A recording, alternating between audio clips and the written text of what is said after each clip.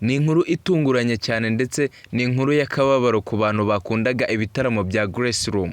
Muri rusange ni inkuru cyangwa se ni itangazo ritigishije imitima y'abantu bose bakundaga Mama Pasteur Julienne Kabanda.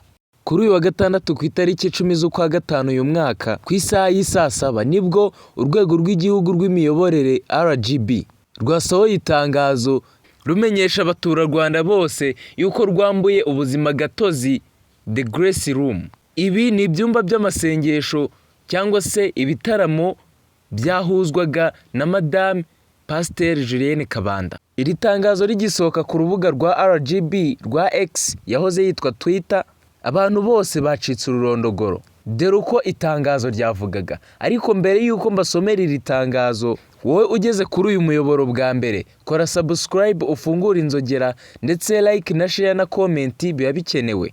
Ikaze.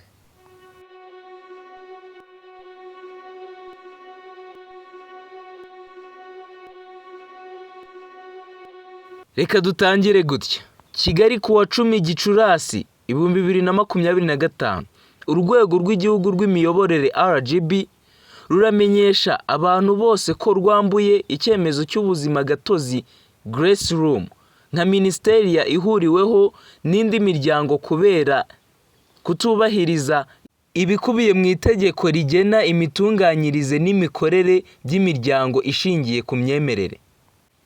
Bakomeza bavuga bati Grace Room yakunze gukora ibikorwa bijyanye no gusenga bikaba bihabanye n'ibikorwa ndetse n'intego z'iyi ministeriya nk'uko bigaragara mu mategeko shingiro yayo.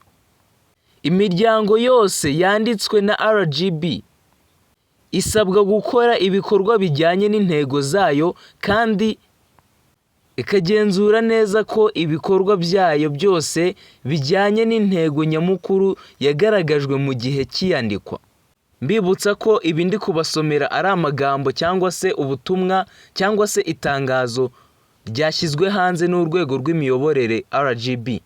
Bakomeza bavuga bati gukora ibikorwa binyuranye n'ibyasabiwe uburenganzira bituma hafatwa ibihano byo mu rwego rw'ubutegetsi, harimo no kwamburwa icyangombwa cy'iyandikwa cyangwa cy'ubuzima gatozi igihe bibaye ngombwa.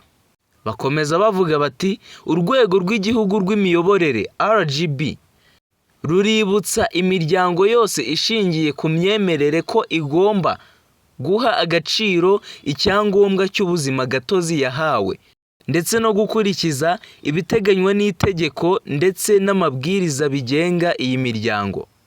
Aha barakomeza bakagira bati igikorwa cyo kugenzura amategeko n'amabwiriza byubahirizwa kizakomeza mu rwego rwo guteza imbere umuco wo kubazwa inshingano no gukurikiza amategeko mu miryango ishingiye ku myemerere.